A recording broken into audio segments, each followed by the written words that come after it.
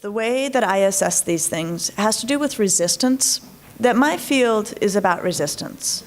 That when people come into my clinical practice, they are there spending time and money wanting to change, and invariably what you find is they don't really want to change, right? And so my entire training is around that piece of it, the wish for help and the refusal of help that comes side by side. And the more we just appreciate that resistance is a very fundamental human trait, the better off we are. And part of how I think about it is, imagine if you were upstairs trying to decide which of two shirts you were going to wear. And you ultimately go, you know, the blue shirt or the red shirt, and you ultimately go with the blue shirt. And you come down and your life partner says, oh, but what about the red shirt? You'd be like, no, I like my blue shirt. Right? Like that would be your first instant reaction, even though like 30 seconds before you were on the fence about the whole thing. That when people tell us to change or to make a change, the first thing humans do is just resist, just push back on that. And so to the degree that I can be useful, it's in thinking with you about how do we manage resistance in the interactions we have with parents, because in a lot of those interactions we're asking them to make a change. And so that's already asking quite a bit of them. I would like to make a blanket thank you to Laurel School, where I have worked for the last 15 years. I'm there every Monday and Tuesday. And I will tell you, of all the things I get to do in my life, it is like just my favorite professional aspect of my life. And the work I am sharing here is very much a function of being around the really, really smart and wonderful and amazing people at that school. So I want to make sure that that gets acknowledged here. Okay, so you and parents come together, and here's what we have to acknowledge. First of all, parents see you as having power. And we forget this, and we want to have an awareness of this. They are very well aware that our assessment of their child influences our assessment of them. And we'd like to think this isn't true, but in truth, this is how it goes. We do make connections between the kids we have in our building and the people who have put them in the building. And my own husband is a teacher at St. Ignatius in Cleveland. And he came home from parent-teacher night one night, and he said, you know, it's so funny, like I'll have this guy in my class, and I'll be looking at him thinking like, buddy, you gotta get it together. Like this isn't going well at all. And he said, and then parents' night comes, and I meet his folks, and I'm like, dude, you're doing okay. You're doing all right. You know, and I think that we all recognize that, right? Which is to say, we do make these links between how the student is functioning in our building and what we think of the parents. And that is true. Maybe we don't always do this, but minimally the parents are thinking we do. And I think often the parents are not wrong. Secondly, they know we know things about their kids that they don't know. That's a really interesting, I'm going to just say it, form of power, right? Like that's a really interesting form of power. And some of them are very benign, right? We can compare their fifth grader to the thousands of fifth graders who have gone through our halls. And so that gives us a whole lot of information that the parent doesn't have. We also see how their ninth grader operates in the hallway, how she operates in class, how she operates with her peers. And especially by the time we're taking care of teenagers, it's not at all unusual that teenagers are much more open and forthcoming at school than they are at home. Right? So we know a lot of things about teenagers that their parents may not know because the teenagers are telling us. The parents may also be wondering, do you know about the fight we had last night? Like my husband and I, right? Or do you know about the drinking problem that we're dealing with in our older child? You know, I mean, that they don't know what we know, and that is anxiety provoking for them too. Parents see us as having power over their children's grades. And, you know, grades are really loaded for parents, and they mean a lot of things, different things to different parents, but for a lot of parents, they mean, you know, the future and what I'm paying you for and what this is all about and what it means.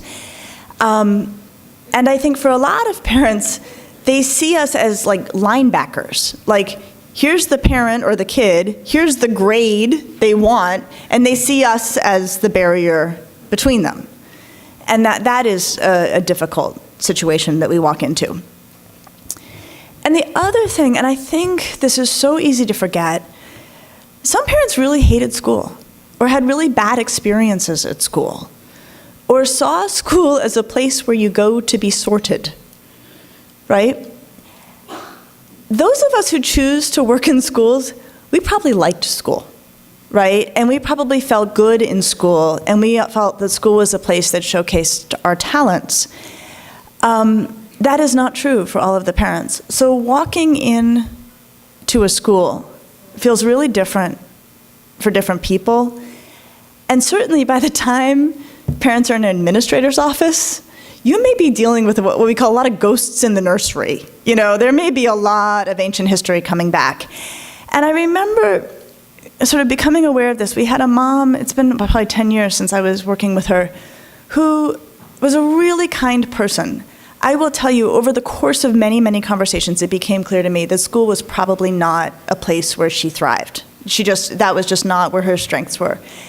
And she would come to our meetings dressed to the absolute nines.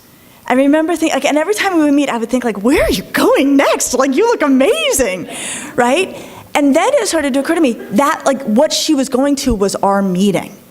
And I just thought, this is your suit of armor. Walking in this building is painful and frightening to you. And you are here in full Armani and all the jewelry and all the everything because this feels so bad, right? And of course, what do we hear about? Your child who is under-functioning in our building, right? So that dynamic is all at play. Okay. Then, educators can be frightened of parents. This is less true of you administrators, more true of your teachers, so I want this to be on our minds all the time. There are plenty of people who get into teaching because they love kids. Actually, usually that's why people get into teaching, is because they love kids. And I have been surprised in my time at Laurel to come across several teachers who, when I've asked them to present at conferences and stuff, they're like, oh no, I don't talk to grown-ups. I'm thinking, okay, you're like this phenomenal, 10th grade math teacher. Like, I see you with the girls, you're incredible. And they'll be like, oh yeah, no, I love the teenagers. No, I can't stand talking to grown-ups. And I think that we forget that not everybody got into this to interact with adults. At my husband's old school, he was in the locker room one day when the hockey coach came in and said, all right, first orphanage that needs a hockey coach, I hope they'll let me know, So I think he was sort of feeling it with the parents that day. It takes a minute. It takes a minute. We all know that in schools like ours, parents can expect a very high level of customer service, right? They are paying a lot. And with that, they expect a lot of service. And I think it's probably better just to really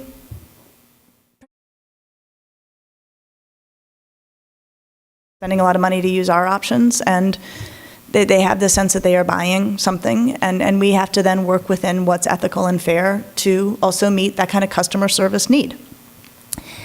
I do have to sometimes warn parents. I do this sort of your daughter's headed off to college talk every spring at Laurel, and I do have to sometimes warn them that they will not get nearly the receptiveness and customer service and sort of sometimes concierge level of care at University of Michigan that they are accustomed to getting at Laurel School.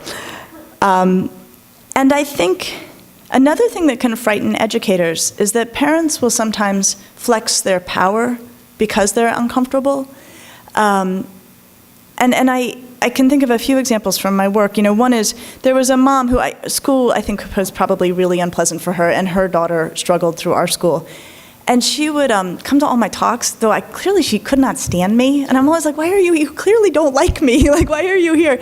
And she would wait, and she'd always have like a question in the back, and it was always a gotcha question. Those families, like you see the parent walk in for the meeting, you're like, okay.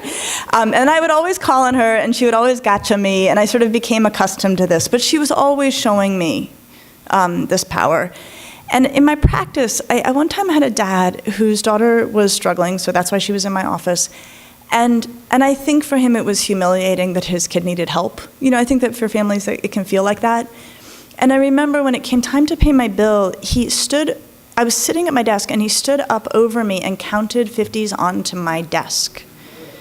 And it was really powerful and uncomfortable. But I remember thinking, you're letting me know something about how painful and humiliating this is, and this is how you're managing it. So I think that that contributes to our own discomfort in these moments. So under these conditions, we share opinions with parents about their child, right? And then we advise them about what we want them to change or do differently. And then we also hear from them about what they want us to do differently. And I think that if we look at it this way, it's like, it's amazing this ever works at all, right?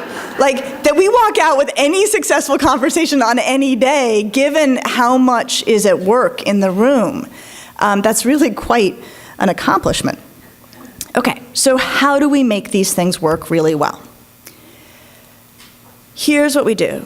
We have to remember that when we are sharing opinions or advice, what matters absolutely least is that we are right, or that we have the authority to share the opinion and advice. These are immaterial. And the sooner we embrace that, the better. Okay, if we don't have that, what do we have? We have a relationship that we establish where we communicate that we value the parent and the student. That is all we have. We have nothing without it. And the way I think about this is when I was in high school, so I grew up in Colorado, and I happened to babysit for a dermatologist. And I remember him saying to me when I was about 13, he was like, you should start wearing sunscreen, right? Like, we just know this, and we're in Colorado, and sunscreen's a good idea, and you should be wearing sunscreen on a regular basis. And I was like, yeah, whatever. What do you know, right? And then about 6 months later, our family friend Carla came to visit. So Carla is my lifelong mentor. She's the reason I'm a psychologist. I met her when I was 6, and she was in her training as a psychologist, and I just fell in love with her, and I came home one day and I said, I'm gonna do what Carla does. And I actually was talking to Carla the other day here, now 42 years later, she has stayed an incredibly close person in my life. So she came to visit us from London where she was training, and she said to me, she's like, Lisa, you should probably wear sunscreen. And I was like, okay. So I then, that day, I was like, Mom, I need sunscreen. The kind that won't make me break out because I'm a teenager. Okay, that story for me completely gets it. Like the dermatologist, I'm like, whatever. Like, I don't know you really. Like, I babysit your children. I don't have any real feeling for you. But Carla, the psychologist, tells me to wear sunscreen, and I'm all over it because we have a relationship, because I feel she truly cares for me. So our job is to create a powerful and positive relationship that becomes the catalyst for a successful conversation. But I really want you to think about that. Without that catalyst, and I mean it in chemical terms, everything else you do is inert. The relationship is the catalyst for this to turn into anything useful. So how do we do that? First of all, we have to communicate that we really value the parent. So I want you to think of it in terms of controlling the air, and I'll tell you exactly what I mean. You cannot underestimate how powerful the way in which you enter a room is, the attitude in your mind is, the feeling you are having as you enter. I wish I had a way to quantify it, but I think it just has an extraordinary force. And I remember the first time I started really thinking about this was when I was in my postdoc, and I was at this psychological clinic that was run by a really brilliant guy named Bob, who was a psychoanalyst. And he was one of those psychoanalysts who acted like a psychoanalyst all the time. Like in every single interaction, he just was nodding and mute. And he was brilliant, and we knew it. And he had us all so uncomfortable all the time, right? Because we were end of our training, we're in our late 20s, we're all sort of fragile in a million ways. And then Bob he felt like he had X-ray vision and never spoke, right? And he was just terrifying to us. And I remember one of the older trainees, he said to me, he's like, oh, here's how you deal with Bob. Tell yourself Bob likes you.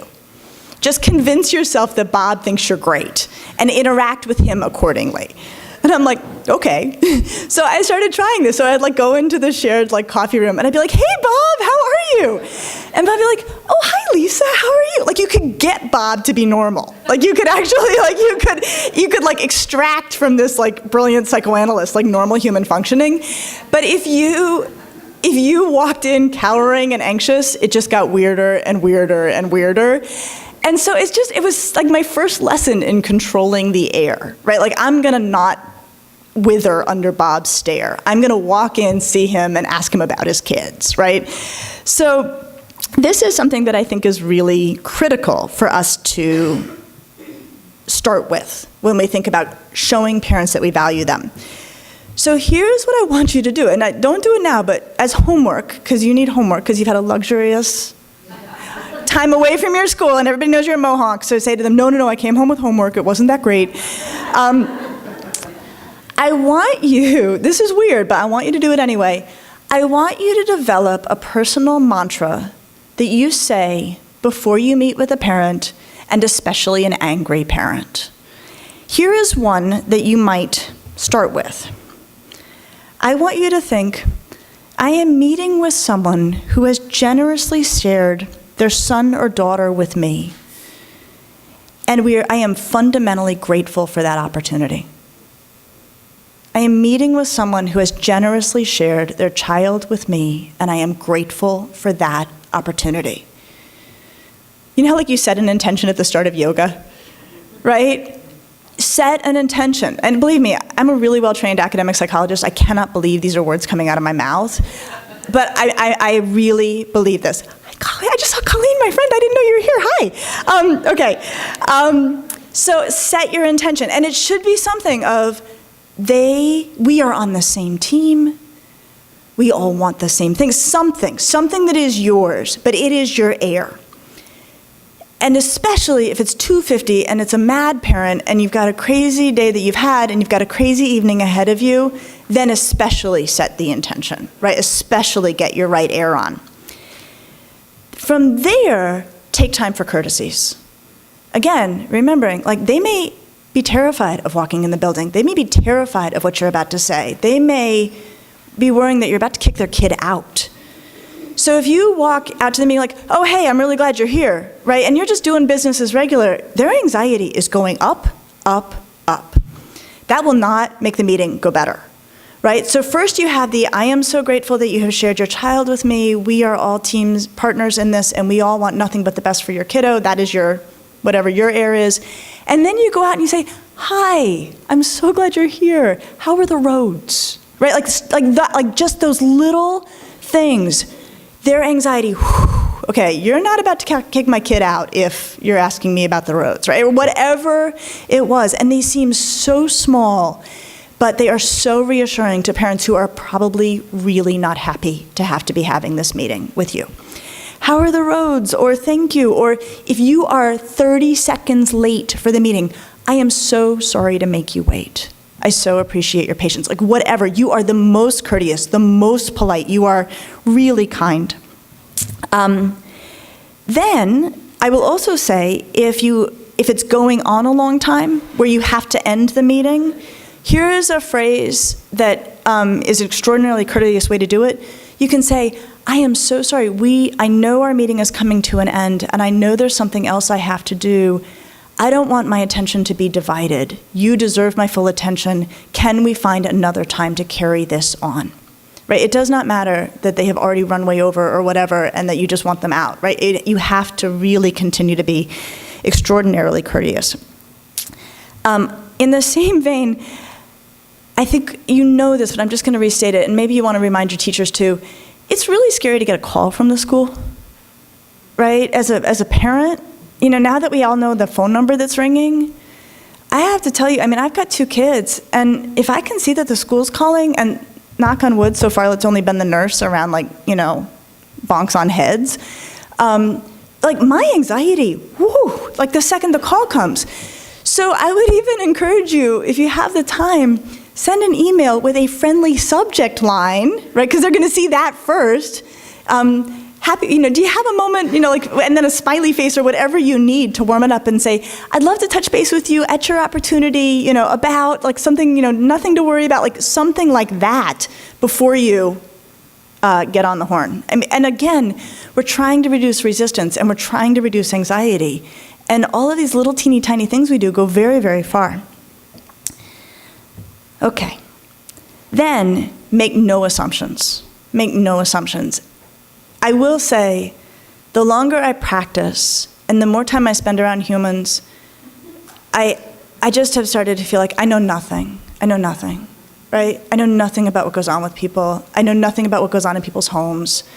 I feel so much smarter the dumber I let myself be about these things, right? Just like it's all a mystery to me. Unless somebody directly tells me something, I do really not know what's going on.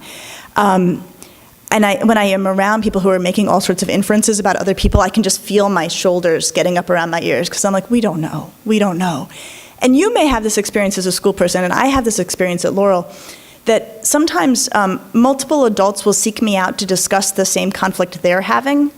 And so then I will hear about the same conflict from 2 to 3 sides, and then you hear all of the inferences that people are making, and you are the one who actually has all the knowledge of what the other person has said, and that's what's helped me be thinking more and more, I have no idea what's going on, right? All I'm doing is just making up my story of what's going on. I really don't know. Let me give you a sense of like what it means really to make assumptions and the cost of doing so. So I'm gonna give you some scenarios, and I want you to imagine being that person. I want you to really embody it mentally, and then I'm gonna say something to you as an administrator. You ready? Okay, here's the first one. Your older daughter was diagnosed late with a learning disability, right? So she really kind of struggled through school, and then late in the game you got her tested. You wonder if your son, who himself sometimes struggles, might also have a mild learning disability. And you wonder if you've been remiss, right? You feel guilty about not catching it earlier for your daughter, and now your son, let's say he's 5th grade, is starting to struggle, and you're thinking, uh-oh, have we dropped the ball here? Okay. So now let's say I'm the middle school director, and you're in my office, and I say, hey, Kevin says that he's spending hours on his homework each night, which really does not line up with what he's producing. I've talked to several of his teachers, and we think he needs to be making better use of his time. Right? I mean, that's going to land really, really badly. Right? Again, super well-meaning on the part of the person who's saying it, but there's a whole background worry there that we're not taking fully into account. Let me give you another one. And I think this happens way more in our schools than we know. You have run into financial problems that you do not want the school to know about. And you are taking out high-interest loans to continue to maintain your lifestyle and cover the tuition, right? And I will tell you, I've had several families I've cared for in my practice where I know this is happening, and I know they are still driving incredibly nice cars to incredibly nice schools. And this stress is tremendous in the back. So say that's you. And then say the parent is in around a tutor or math problem or something like that. If I were to say to you, oh, you know what, my daughter had the same problem when she was, in the 9th grade. We have this fabulous tutor who helped us. Like, she wasn't, she's not cheap, but oh, she's totally worth it. Like, I'll give you her number, right? Even something like that can really feel like the parent is thinking, okay, you're here and I'm here and we're not connecting. So we want to be really, really careful about assumptions, and I'm going to give us a lot of things to do instead. Okay, so that's how we value the parent. We control the air, we're incredibly courteous, we make no assumptions about what's really going on. How do we communicate that we value the student? And I will tell you this next slide, if you take nothing from this morning, this is the only thing I want you to start to do all the time. We begin every communication with a parent with a prepared, thoughtful description of the student that is totally unique to that student and communicates that you know that student and you enjoy that student, which then communicates by extension that you respect and admire the parents. So here's how I came to this. I came to this as a clinician because I take care of teenagers, and the nature of taking care of teenagers is they're my client. Like, I really need to be their advocate. And so I ask parents to do this incredible thing, which is to send their teenage daughter to me. And I usually, if the girl wants therapy, I will ask that she meet with me first. So I ask them to send their kid to a stranger and meet with me for 2 to 3 sessions to figure out if I'm the right person and what's going on, at which point I will meet with the parents. Especially now as the mother of a teenager, I realize what a big ask this is. Like, and as a clinician, I continue to make it because clinically it's the right decision. But what I need by the time the parents arrive is I need them to trust me and to feel comfortable letting me continue to do work with their daughter. And of course, by the time they're in my office, things are not good, right? So we're already under delicate conditions. And I also, for a lot of teenagers, can't do great work if the parents don't trust me, right? And don't feel comfortable letting me develop a private relationship with her. So what I started to do, and I don't know why I started to do it, but it really made such a difference in my work, is before that session where the parents would come in, so I'd met with the daughter 2 or 3 times, before that session where the parents would come in, I would stop multitasking, which I almost never stop multitasking. And I would sit at my desk and I would close my eyes and I would think, what can I say about their daughter that I cannot say about any other kid I've cared for? Like, what is a really true thing that has nothing to do with the problems that have brought her to me? Just a true thing about this child, this human child. And so then I would get the parents in the waiting room, and I'm doing the same thing, controlling the air, courtesy. I mean, believe me, they don't want to be in my office for sure. And I have them come back to my office, and they sit down, and before we start, I'll say, look, soon we'll talk about what brought Molly my way, but I have to tell you this. And like, and it has to be like fully honest and wholehearted. I will say, I have to tell you this. I've taken care of a lot of girls, and I don't know that I have ever seen a girl who is as devoted to her friends and as advocating and kind about them as your daughter. Like, it's something that they will recognize, right? It has to be something that'll be like, you saw my kid. You saw my kid. Separate from all the other things that have brought me to my office, you saw my kid. And I will tell you, my aim is to get the dad to cry. Right? I can get the moms, like that, like usually I can get the moms. But if I can get, like, and I know when I am sitting there, I know that sounds diabolical, but it's really not. It's really not. When I am sitting at my desk, I'm thinking, what will make a dad cry about this kid? I know, I use weird yardsticks, but I want you to do that. I want you to do that because if I can get it right, and you have seen enough children in your time, you should be able to pick out that one thing about this child. If you can do that, they will trust you. They feel you like their kid, right? You like my kid. Those of you who are parents, if somebody tells you they like your kid, you love that person, right? And I remember, maybe she was fabulously diabolical in her own way. I remember when my older daughter was in maybe 5th grade, I ran into her teacher, Jean, who of course I love because Jean said to me, oh, Ellen's so earnest, which she is. And I never thought about her that way. And I was like, oh, she is. My Ellen is earnest. And then if Jean had said, like, let's give her a tattoo, I'd be like, okay, like whatever you want. Like, lady, I'll follow you anywhere. So this is the magic trick. The magic trick to a parent's heart is to do this. It's not easy. And it's really not easy on kids who have made things incredibly hard. And so here's what I want you to be mindful of. It can't be this. Can you read this? The Berlitz Guide to Parent-Teacher Conferences. Teacherese marches to a different drummer. English, nuts. Teacherese needs to brush up on his people skills. English, homicidal. Teacherese, creative. English, none too bright. Teacherese, very creative. A moron, actually. She's a riot. I can't stand her. He's doing just fine. What's your kid's name again? Right? So if this child has untreated ADHD, it is not okay to say, oh yeah, he's a spitfire, right? It's code.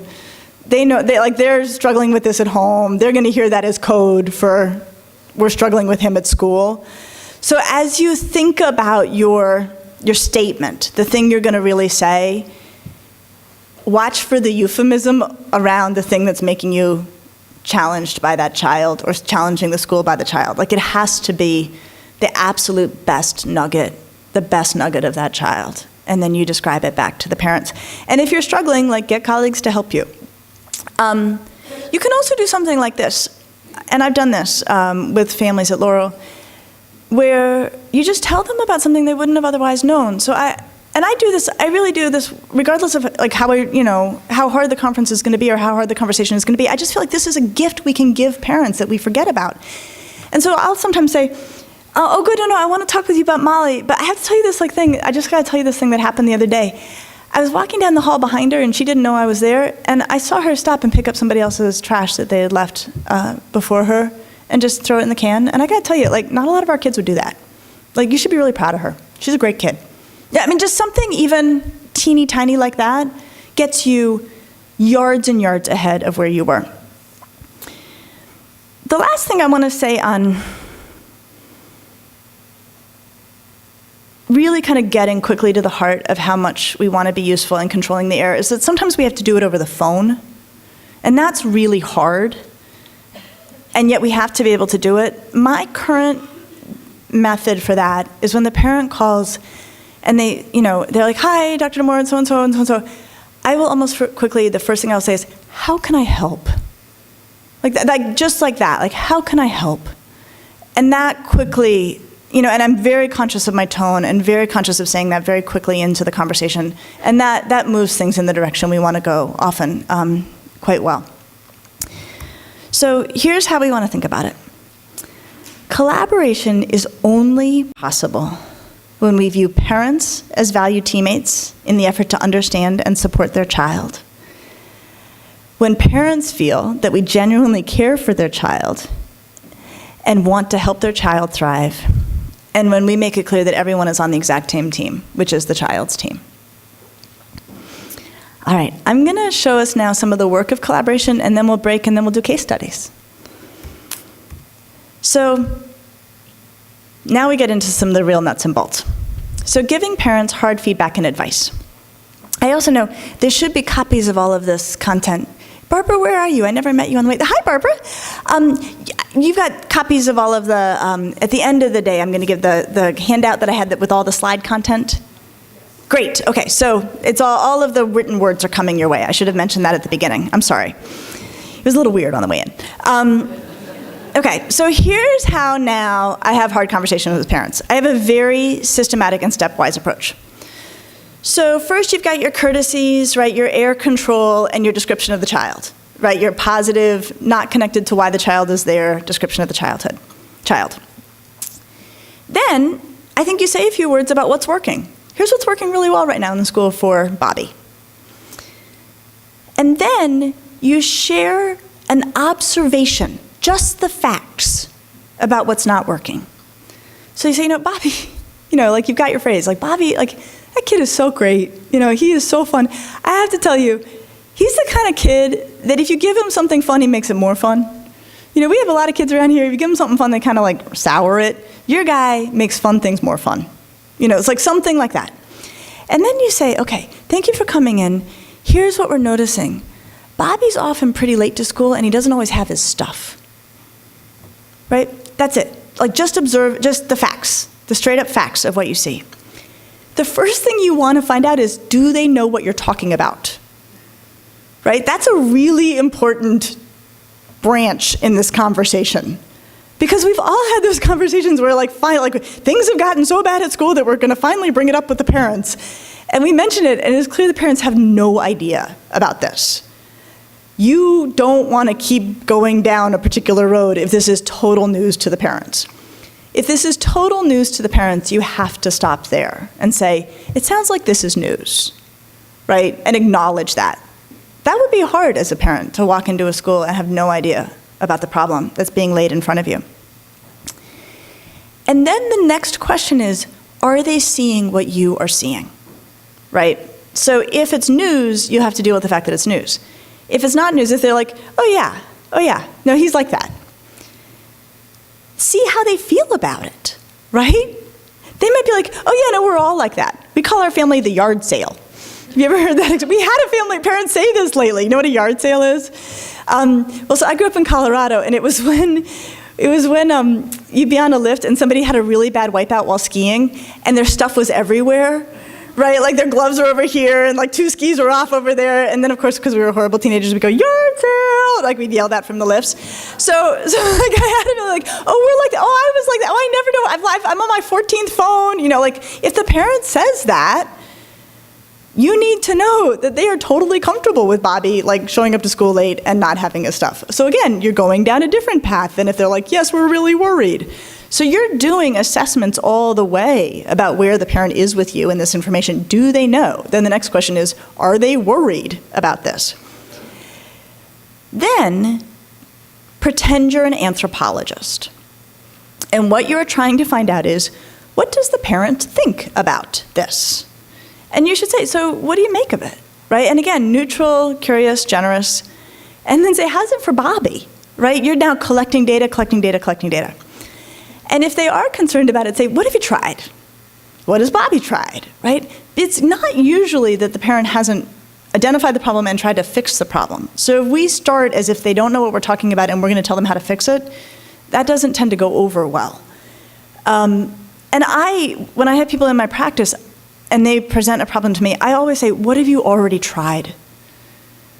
Because first of all, it really does not sit well if I start telling them, and they're like, yeah, we tried that, didn't work. Yep, tried that too, didn't work. I mean, that's not a profitable conversation. It also gives you a ton of information to find out what they've already tried. So what have you already tried? What has the student tried? What has helped? What has not helped?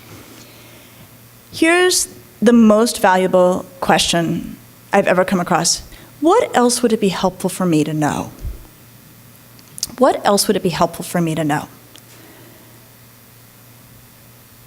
We had a meeting, the head of school and I had a meeting with an African-American family whose daughter would get herself into sort of minor disciplinary scrapes, and it was going on enough that we ended up together. And the parents let us know that there had been some interactions at the school that had not felt not racist with their daughter. And the parents brought them up tentatively, and we were, appropriately receptive. And then either Anne or I said, is there anything else you'd like for us to know? And they were like, well, actually, yes. And then they told us another story around where the girl had left her backpack and that the girl was sanctioned when it felt like another kid who was white was not sanctioned, and this had been a source of injury at home for the girl and the family. And so they told us that story. And then we said, is there anything else you would like for us to know? And then it turned out there was another story underneath that story about the girl being sanctioned for a uniform violation around some shoes she was wearing that the girl and the family were under the impression were not a uniform violation shoes, and the girl had not said anything and had come home and it was an issue at home. And then we said, is there anything else you would like for us to know? And we kept going until they said, no, that's everything. And it was a much, much longer meeting than we would have ever dreamed it was going to be. And I remember going back to my office and thinking, if we had stopped that meeting with a kind of, well, all right, we've told you about our concerns, and they had walked out harboring all of that, the meeting itself would have turned into another injury layered over the various injuries this family had endured. So this question for me is the most useful question we have in our arsenal. Then I think we can say, what would you recommend we try? Right? What would you, on the school side, what guidance do you have for us? Then, only then, consider making a suggestion. Here has been my repeated experience at Laurel, where we will have a child who we know well and a problem that we feel we understand fully and a very clear sense of the advice we want to give. And it might be something like we think your child needs to be evaluated for ADHD, right? I mean, it might be something pretty clear-cut, pretty straightforward, something we really feel like we've got a fantastic grip on. And I will sometimes think, we need a 20-minute meeting. We need a 20-minute meeting to get this done. And instead, I try to give us 50 to 60 minutes for those meetings, and I know we don't have that kind of time. I know we don't. But what I have found is if we have that kind of time, and I go through this entire process here, I almost never make the recommendation I thought I was going to make. And that, to me, has been reason enough to do this process.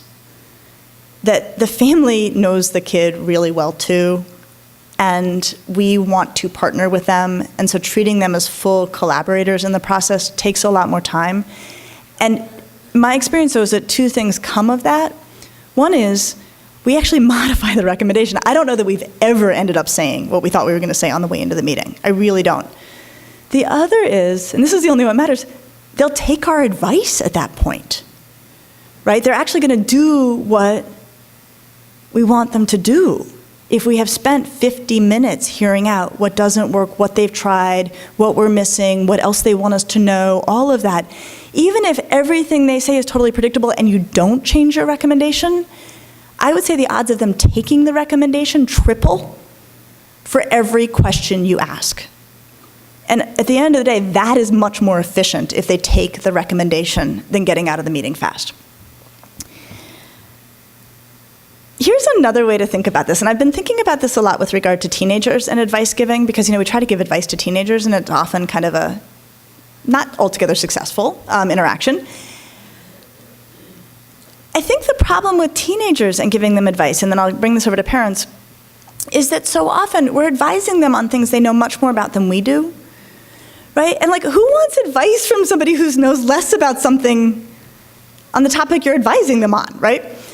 And so I think for me a good example is vaping, right? They know a lot about vaping that we don't know, right? They can name 15 flavors. They can tell you the various recent developments in this. They can lay out all of the social lines of who does what vaping under what conditions at what parties and what used to be cool and is no longer cool. I mean, they understand the universe of vaping. We don't really understand vaping. We know, Juul, that's vaping. We know that, right? And so then I think when we're we need to talk about vaping, teenagers are okay, what? Right? I mean, they don't really expect us to be much use. And I've started to think about that in terms of advice giving to teenagers. If my own teenager were to come to me, it would be equivalent if she were to come to me and say, we need to talk about your mortgage. Right? Because I think what do you know about mortgages? How could you possibly advise me on my mortgage?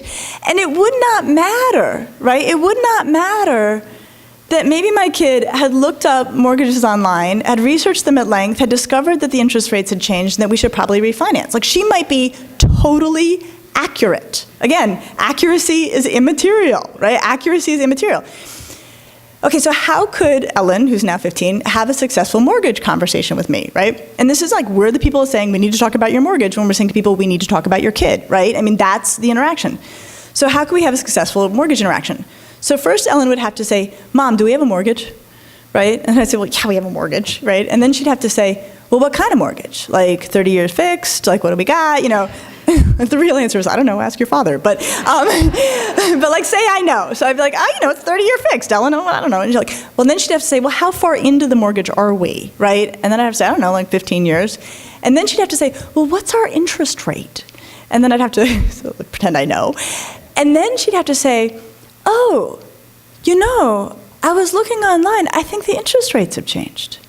You guys could probably refinance and save some money, right? But she would have to ask me 40 questions before I would even entertain the possibility that she could advise me on this thing. Okay, so we are the mortgage is their kid. They know more about their kid than we will know. So for us to wade into advice-giving conversations without asking a lot of questions is not a great use of their time or our time. Okay, this is much more fun. Giving parents happy feedback and advice. So you're courteous and you describe the child. And again, it's fun to have good news about kids, right? And this may be something you do on the sidelines of a game, things like that. I think we should ask them questions about how the child experiences school, how the parent experiences school, right? When families are happy, that's a great time to collect data on what's working. Find out more about what the child's hoping for, their parents' hopes, how you can help those along, right? This is a really good time to be in the service business. You know, man, Molly's doing so great. You know, how's it going for her? How does she like school? What is she hoping will happen next year? How can we help that? You know, I mean, these are money in the bank, do it. And then if you have advice about room to grow, that's a good time to give it, but you may not. And again, these courtesies, these light conversations, these moments where you're letting them know how much you really respect their kid, that you can't build these relationships any other way, and you can't do anything meaningful in the absence of the relationship. Okay, so that's when we're giving feedback to them. What about when they give feedback to us, right? Because sometimes they're the one who's made the appointment, and we're waiting for them. So again, start with courtesy, start with your description of the child, right? Just, oh, I got to see you, I want to tell you this one thing about Molly, right? So just do it every time. Every interaction with a parent is an opportunity to put money in the relational bank, right? Every hallway greeting, every sideline, every fundraising dinner that you're thinking, how fast can I get out of here, right? It's money in the bank. And I will tell you, I do a lot of my work by phone call for Laurel, and then I end up having very, very intimate conversations by phone with families. They tell me things about their own histories that are very hard and difficult. And I actually don't have a way to put together the names and faces of every parent in our community. And so I greet every parent in the hall as if they told me about some horrible experience from their own childhood. And so every parent I see in the hall, I'm like, hi, hi, hi. Because I think if you're the parent I had that call with and I go breezing past you in the hall, you don't know that I don't know who you are. So I think, again, you know, just those small courtesies, generosities, decencies, it's not that they always get you so much, it's that they can cost so much if we don't do them. And so that's what matters. Keep the child at the center. Ann Klotz, my boss at Laurel, this is her line. She, you know, if you keep the child at the center, everything else goes as it should. And that is really true. Be non-defensive while maintaining proper boundaries, right? So if parents are complaining to you about other division directors, if they're complaining to you about people who are not underneath you, right? Thank you so much, I'll pass that along, that's really helpful, have you let them know? Be an anthropologist to ask a ton of questions, and then rely on the chain of command as needed. And you all know how this works within your schools, about families where the head of school will say, I will take care of them. I had a very unexpected interaction that has dramatically changed how I take feedback from parents about unhappiness about school. So I'm going to tell you the story and then we'll take a break. So Ellen is my 15-year-old daughter and Caroline is my almost 8-year-old daughter. And Ellen is earnest and Caroline is fluorescent. She's a neon personality. And every feeling Caroline has is at its absolute full expression. And I will say it's moderated a little bit as she's come to be 8. But at 5, when she was getting ready to start kindergarten, she was in her full fluorescence. And so the form that it took on a particular evening is that there was a back to school or starting kindergarten ice cream social on the playground of her new kindergarten. So she attends Shaker Heights Public Schools. Our sweet little elementary school is in our community. It's 10 blocks from our house. We walk down there. And they were hosting an ice cream social on the playground for all of the incoming kindergartners. So of course they're nervous, right? They're nervous and excited. And all of the nervousness and excitement for Caroline got bundled up in this ice cream social. So the ice cream social was from 4 to 6. We roll in about 4:45, because we got 2 kids and lots of stuff going on. And we're in line for the ice cream social, and it's, they're just handing out little ice cream sandwiches, nothing fancy. and we're in line, and they give the last ice cream sandwich to the 4th grader standing in front of us. Okay, so Caroline gets up to the front, and these women are like, oh, honey, like, we're out, like, we're done, we don't have any ice cream sandwiches. At which point, Caroline erupts, right? Caroline, like, becomes Mount Vesuvius, right? She cannot handle it. It is very much a function of all of her anticipation and excitement about, starting kindergarten. We cannot stay. She cannot regulate this, we cannot stay. I have to walk Caroline the 10 blocks back through my neighborhood where everybody knows I'm a child psychologist, right? Like, hey, right? With this fully tantruming, completely out of her gourd 5-year-old who I had to serve so much ice cream to at home to get this thing back, with the whipped cream and yes, sprinkles, whatever, just make it stop, right? And so, okay. So here's the insight. This is worth it, I hope.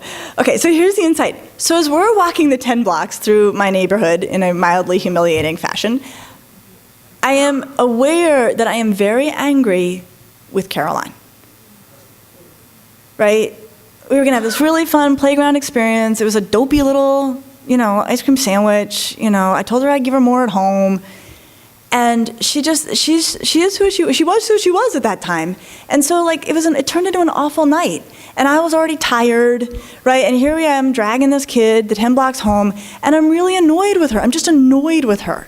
Okay, I cannot get annoyed with her.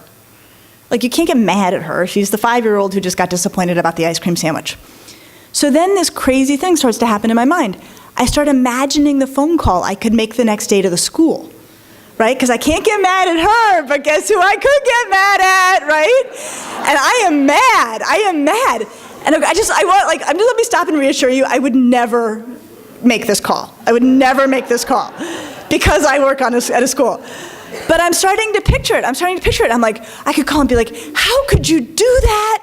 They're so anxious, and it was 4:45, and the event was supposed to go from 4 to 6, and how could you give it to a 4th grader? She's not even coming into kindergarten, and I could totally do it, right? I totally had all of the ammunition I needed for a really angry phone call. But I wasn't really that mad about it. I'm like, I totally get it, right? But I was just mad, and I needed a place to put it. Okay, so then the fantasy continues. I'm like, okay, so what could the person on the other end of the line said, what could they say that would have brought me back under control? And I thought, what I really wanted was empathy for how crummy the rest of the night was, right? And I thought, man, if the person on the other line said, I am so sorry, and we are so sorry she got so upset, that must have been awful, I would have been like, good to go, thank ya, right? I don't care if you ever have another ice cream social or not. I just had a horrible evening, and I want somebody to be nice to me about it. That's all it was. Okay, so now, here's what I think a lot of our phone calls are, and then we'll take a break, and then we'll get going again. I think a lot of our phone calls are, people work hard. Their days are long. They have they have tough days, they have a tough commute home, they get in the door, they barely cobble dinner together, they're so psyched for their kid to go to bed because they're totally gonna catch up on Breaking Bad, and this is all that's holding them together, right? This is,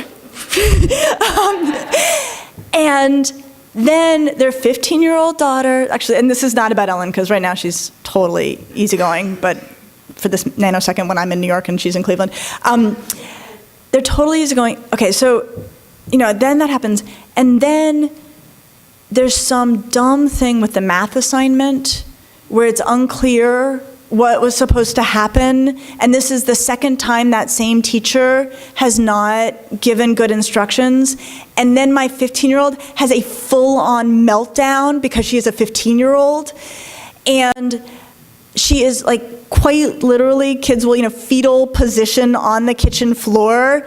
And as a mom, I am trying to help, and I'm thinking, I really wanted to watch Breaking Bad, and I really want you to pull it together, and I can't get mad at you, even though I think you're overreacting, but I can't get mad at you. But what was that teacher thinking? When this is the dynamic. And so then I think the phone call comes. I need to let you know for the second time in a month, this math teacher got this wrong, and okay, so this has really shifted my focus in these conversations, right? And it has shifted it very dramatically to, I am so sorry. How did that play out at home? How did that play out at home? She was, blah, blah, blah, and say, I am so sorry. That must have been awful. Is she okay? Are you okay? Right? You may actually be done at that point. Right? You might say, I will definitely follow up with the math teacher. I gotta tell you, I'm so grateful for that terrible night.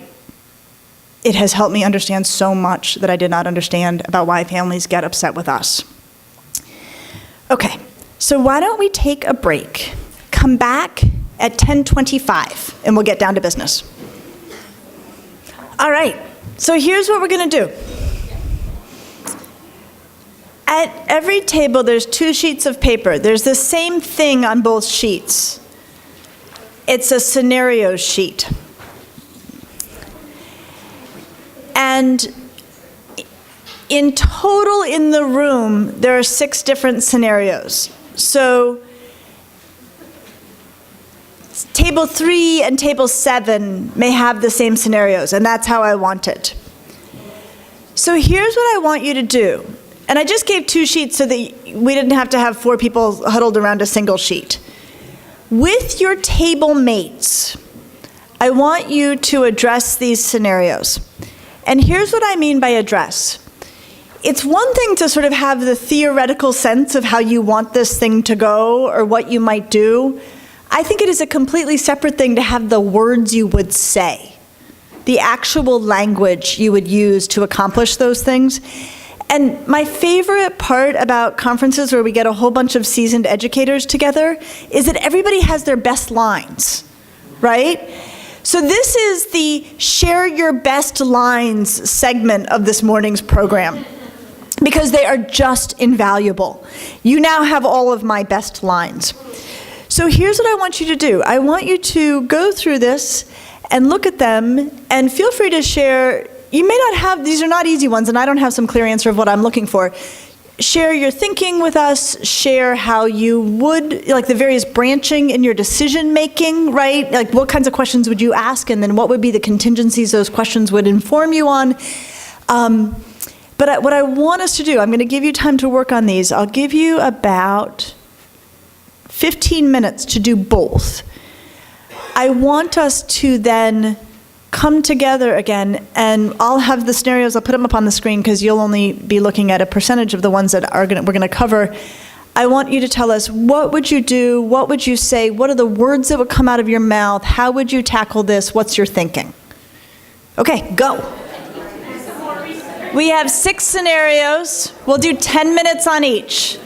We're gonna wish we had a half an hour on each. So which tables had scenarios 1 and 2? Okay, so let's get the mic over there. Did only one table have scenarios 1 and 2?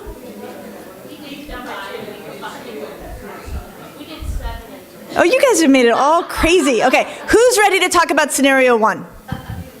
Okay, do we have I think it's this table 8 has scenario 1.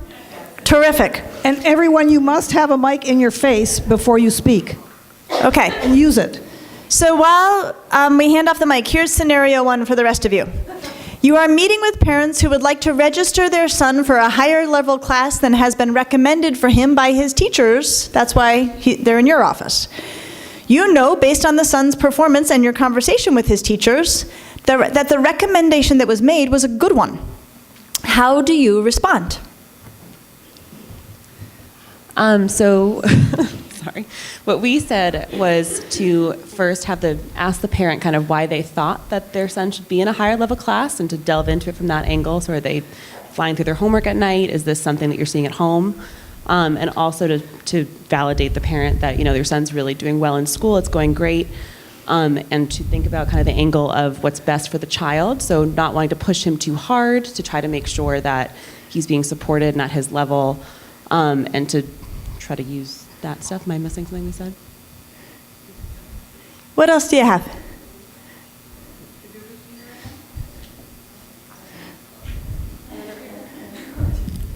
Who else had scenario 1? What else? You can, okay, good. So we had a similar response to trying to unearth why it is they thought that that placement was more appropriate. So we had some of the same ideas, but when we kind of cut to ultimately, do you make changes or not? Obviously, it's really dependent on the scenario, but it's what is important is clarity with the parents around, well, here are the concerns, here's what we think about why we made this placement, here's what it may mean to the amount of work that he has to do. We talked about why it's better to do well in the level where you were placed versus being someplace where a higher level that you're not going to perform at. And ultimately, if this is something we want to continue to pursue, we think it could be a heavy lift. Here are the things that we can do to try and make that lift more feasible, more possible. Here's what we need from you as parents to really make this be something that we can work towards. Are you willing to partner with us on making this happen? There's a lot of nodding, right? So if you're going to go against our recommendation, I love the term heavy lift, right? Go put that in your best lines. I'm putting that in my best lines collection here. Could I add one thing? Yes, please. I'm at the same table. We just added, I liked your question about what else do we need to know from you? Is there anything else we need to know? When I did diversity work, there were a lot of kind of feelings around advanced placement and who got chosen in those classes and who didn't, especially for girls in math and science classes, and especially for kids of color in those same advancement classes. And so hearing that, allowing that space to possibly be the reason why they are there, feeling like that maybe they got underhanded, they didn't get the right treatment that other parents get. And there was also a feeling that entitled parents get to argue to get their kids into higher classes. And so I think that was a really nice question, a way to phrase it, to open it up and say, is there anything else you want to share with us? I would say that should be a boilerplate question in any interaction with a parent. Is there anything else that would be helpful for me to know? You cannot lose with that question. And even if they're like, no, they would be so glad you asked it. Other people who had scenario one or who have guidance on scenario one. Back there, all the way back there. I was the parent on the receiving end of this with my high school student who moved from independent schools to New York City public schools and had scored a Regent score that made her eligible for a higher level math class. But when I submitted, they placed her in a lower level one. And I submitted the recommendation to put her in the higher level one, and the math department chair called me. And they talked about what the class looked like, what the class size was, what the teacher was, what the workload was, so that I could understand what I was asking for my daughter. But I like his question because I agreed. What she told me was children who have this score, yes, technically could be in the class, but we find that children who are successful in the class have this other score, which was a many, I don't remember what the points were, but I feel like hundreds of points difference between her score and the other. And I said, okay, we'll just put her in the lower level math class. But I wonder if part of it was that I was worried about her anxiety, I was worried about her stress, and I didn't push. So I don't know if she had asked me about it, I don't know if I would have thought about the fact that it was my daughter who was being asked not to rise to the occasion, and to take what was comfortable and familiar. But I thought that the department chair did a really nice job of explaining to me of what I was asking for, and did I understand what I was asking for, and is that what I wanted? And I said I didn't want that. Thank you. That's really helpful. Other people on scenario, and actually just to underscore some of this, they had a lot more information that they were immediately willing to give. So they were totally non-defensive. They were like, let us talk you through our reasoning, right? And then that brought you on board in that way. And another thing that came up from this table here, I love the way you did it, and I think it came up also the first one. You're open to the idea of the parent making the choice you did not recommend. And you're making a prediction about what that might be like for the child so that you feel like you've done full disclosure and you're saying it's going to be a heavy lift, and in order to make that heavy lift viable, here's what we would recommend you provide, right? And they may or may not choose to provide it. One of the things that we've come to in our work at Laurel over the years is that when we are in disagreement with the parent's choice and yet the parent has the right to make that choice, or we're going to let the parent make that choice, we will make a prediction verbally, and then we will also often follow up with a written documentation of the prediction we made in a really nice way. Say, yes, we will move her up into APBC calculus or whatever. Just to reiterate, we really want for her to be successful, so we recommend boom, ba-da-doom, ba-da-doom, ba-da-doom, ba-da-doom. Please keep us posted on how we can be of use, right? And so then, if she goes into that class and everything goes awesome, yay, right? And if she goes into that class and the wheels come off, you have the written to fall back on. And so that's how I've come to stomach when parents don't do what we really, really wish they would do. Here comes the mic, hold on. Thank you. I just wanted to add to that so often in the moment, even though the parent is really coming on strong and pressing for what they want, they're so anxious. And so you may make that prediction and you may lay out very clear recommendations, and when they walk out the door, they don't remember a word you said. They're just relieved that, they got what they wanted. Yeah. And so following up in that way increases the likelihood those things will happen. So many good reasons. And let's come back to anxiety. It's coming up a lot, and I've got some thoughts on it too. Anyone else on scenario 1 and its management?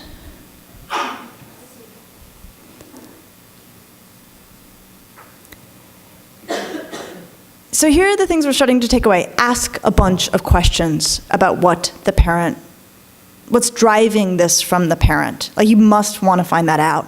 And then offer options, offer feedback on why the choice was made. And then sometimes we will go along with their choice, but then we follow up with our predictions about how we hope it will go, how we're worried it might not go, and then articulating that in writing.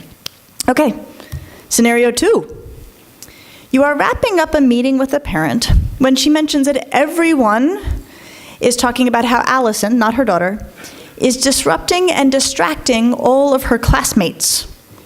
The mother offers you her sympathies about having such a difficult child in your school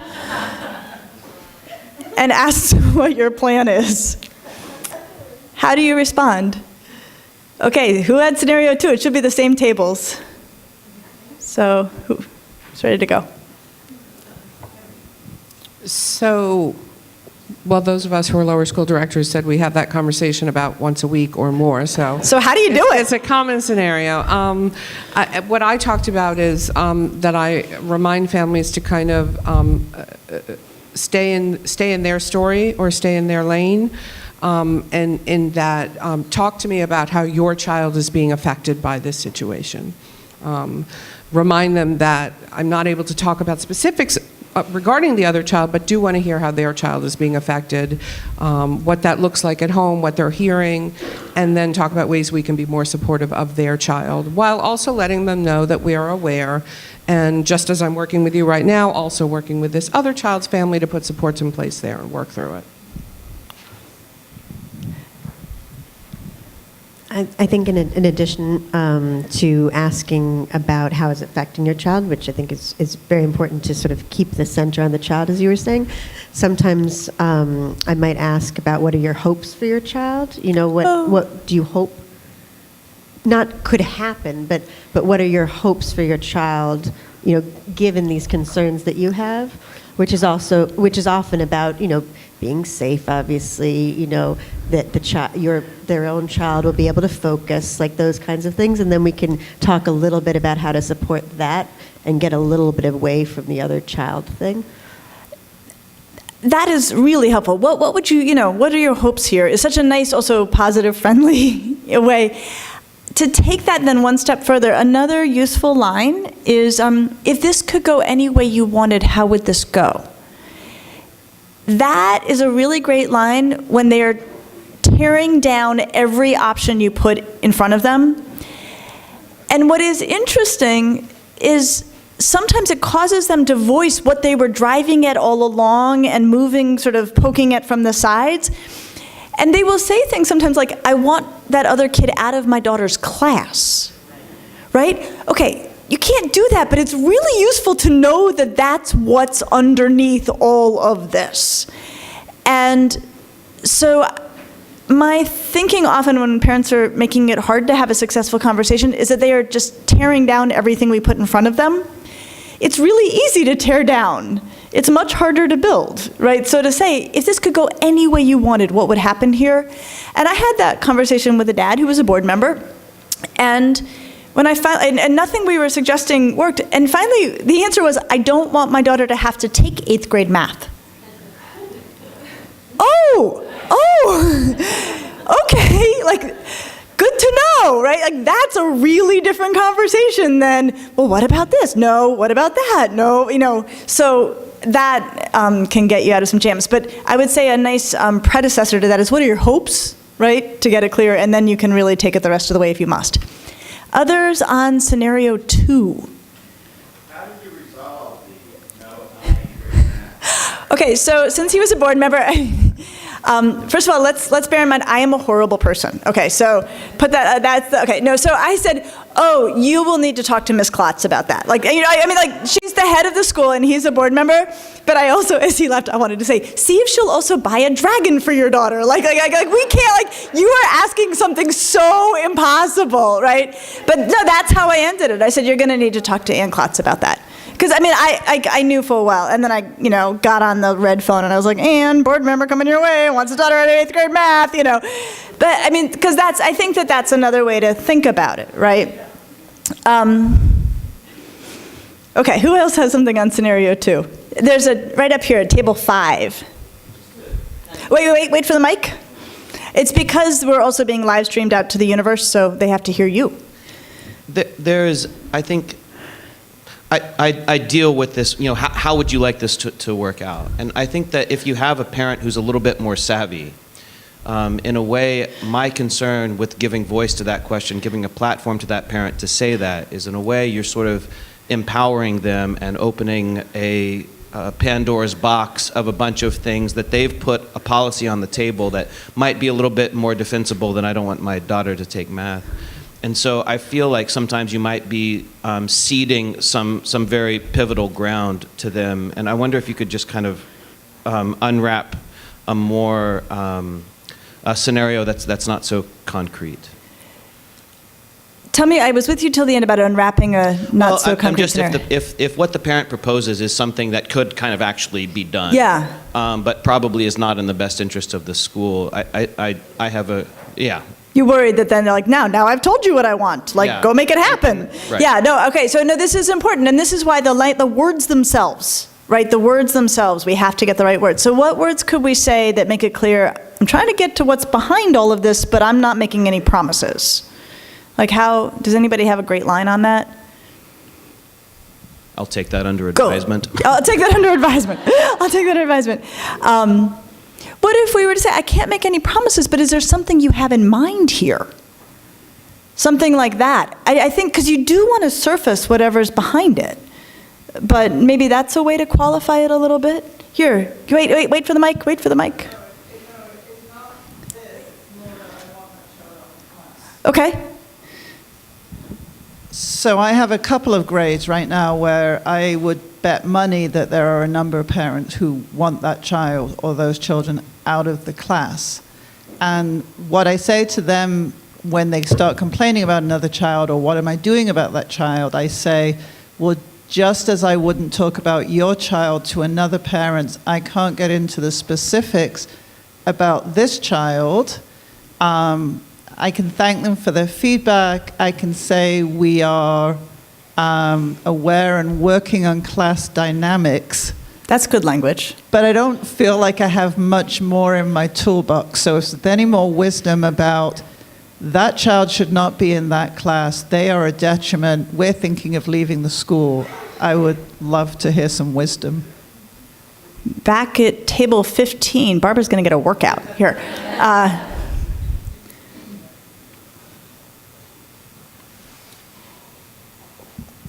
I've actually heard this one a lot, and I engage in a dialogue with parents about schools being a place of learning and growth, and a commitment on the part of the school in a belief that every child has a capacity to grow and change, especially with parent and community support. So that's usually how I engage them when talking about somebody else's child. It's also a nice way to remind them that is somebody else's child. Right? I mean, that's part of the problem, is that they forget, like, this is a kid. We're talking about someone's kid. There's up here, table 6. I think similarly, and I'm a middle school person, I couch it in the developmental arc, which I think a lot of families they're not thinking about that, and rightfully so for many reasons, a few are. But to say that the essential part of middle school is making mistakes and figuring it out, and we see that as essential to kids learning. And sometimes putting it, I mean, you have to read the room and you have to read the moment, but sometimes taking it to the 30,000 foot view really helps. And then folks can say, oh, right, I forgot. Like, yeah, this is part of the thing. So that's been helpful.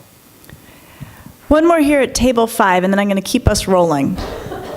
I agree that the developmental piece is so powerful, especially in middle school, kind of reminding them where you were as themselves is now a very powerful person, whatever field. Another thing that I do, and maybe this doesn't work for all environments, but looking at the mission of the school, and for example, in our school, we have the language, every child is sacred. We're a religious school, so that kind of can speak with us. Maybe if there is mission language for you, that kind of reminds parents, well, this is what I signed up for when I enrolled and when I was 2 or 3, and bringing it back to the mission can be a powerful way to remind them that child is sacred, that child is someone's daughter or son. That's beautiful. So to wrap this one up, I think we kind of have a multi-step option here. I want to go back to the thing you said about, and it came up also with your group, that we can't talk about other people's kids.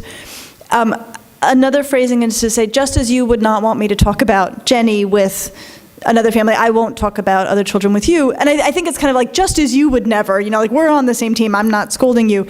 But I also think we have to forget, parents don't necessarily know that. And it's interesting because as a mom with kids in school, I am aware of how well behaved I believe I am at my daughter's schools, only as a function of being someone who's internal to a school and learning the rules there. If I think I'm reasonable, and if I didn't work at a school, I don't know that it would occur to me that I couldn't say, what is going on with Jimmy, right? And so I have stopped taking umbrage at the fact that parents are even putting that on the table. Like, I find, it is kind of, it's not the right thing to do. They truly do not know. Like, we have to assume they truly do not know. And I think I've become much more cautious about feeling bristly when they do that. I just, and as soon as somebody said that to me, I would be like, oh my gosh, of course you wouldn't, right? But I wouldn't have known. And then to then go back to where it was over here of, I can't talk with you, as you know, I couldn't talk with you about your kiddo with another family, I won't talk about another kiddo's family with you, but how is it affecting your child? What changes can we make? And they may say just, I don't want them sitting at the same table. Done, right? That may be all they wanted. That may be all they wanted. All right, scenario 3. Mr. and Mrs. L make an appointment with you because they want their 7th grader, Veronica, moved to a different social studies section. They feel she is being terrorized by a teacher whom you know to be consistently kind. They explain that Veronica falls apart at home on the days when her teacher picks on her in class. What they describe as being picked on sounds to you like a description of Veronica being held to the same expectations as her classmates. How do you respond? Who had scenario 3? Okay. Go for it. All right. So first of all, if I can remember what everybody said here, that one thing would be to acknowledge for the families that it sounds like this must be incredibly difficult for Veronica at home, and by association must be very difficult for you to witness her at home having such a difficult time. I felt, for me, I'll speak for myself, I felt that I wanted more information, and I would ask the parents, to try to describe for me what that looks like at home. What does it sound like? What is it that Veronica is reporting? Because terrorizing is a very powerful word, and we take it very seriously, and I'd want to know more, and I'd start digging in a little bit about that. We also talked about finding out about other classes and are similar things happening there. Has it happened before in previous years? How did that play out? So really just fact gathering as much as possible. Asking. Who else? Scenario 3. I saw other hands go up. Here we are, table 6, towards the front. On the same theme, we talked about really arriving at a common language so that there was a shared sense of what really the issue was, and as opposed to this immediate sort of like defending, well, no, that's not true. She's a about lovely that. woman, I don't know what you're That- talking about. And that what is that, what are we really, because the other piece of the expectations was interesting too, like that if it really was about the expectations, shifting to another class wouldn't necessarily change the issue. So it was also using that as an opportunity to have clarity about this is the expectation, this is what we expect, and then to help them. And if that was the area where really Veronica was having a challenge, how do we then partner to make those expectations more achievable? So if Veronica's truly having trouble handling herself appropriately, and then the teacher is correcting her, you have to find a way to pivot the focus away from the teacher being so mean to Veronica needing correction, which may be going on here and may not be what the parents are ready to really digest. Scenario 3, also table 7. I just would add that I would wonder what the parental expectations are of Veronica, because it's possible that she's not meeting parental expectations, and then so the meltdown or the expression of terror is her trying to give the parents someone else to go after instead of her. We see a lot of high pressure situations at home where the parental expectations are high and unreasonable. And so what it initially presents as, it's actually something quite different. To go down this line a little bit, the parent is in here saying, one of your teachers is terrorizing my daughter. Right? That's a very powerful accusation. As someone's mentioned, like that's a powerful word. And that would feel really awful. That kind of accusation of you're hiring people who terrorize children and you're letting them work in your building. And I think what you run right to the heart of is shame is in the air. Shame is in the air here. And they are shaming you for the hiring of this horrible individual. And you are absolutely right to think, okay, what's this shame dynamic that just stepped into my office? And then to think, are they shaming the child, right? Or is the parent ashamed that this child's melting down every night and they can't fix it? But I have to say, as a clinician, there is a toxicity to shame that surpasses everything else. It's like a tar. And once it's present, everything feels sullied by it. And so what I'd invite you to do as people who have to deal with shame in its various, like, 8-headed forms, if you feel ashamed, right? If a family walks into your office and says or does something where you feel shame, see if you can quickly think, whoa, this is shame, right? Something's afoot with shame. And then from there, I think start asking really empathic questions, because that will start to get you to where this really belongs. I wish I could give you something even more specific or concrete, but it's really powerful. Yeah. How do you feel about attempting to contain that kind of language when a parent uses the word terrorize that's so powerful? As we were talking yesterday about having to confront inflammatory language among parents and rhetoric given our times, and what we can do to help bring it back to the principles and values of our schools. So that's a great one. I'll give you my best answer on that. I'd love your thoughts on this. We just started an initiative at Laurel on civil discourse for lots of reasons. And it's gotten me thinking a lot about people not impugning other people's motives. Because that's a lot of what happens when things become uncivil, that there's a terrible over-assumptions about what's going on with people.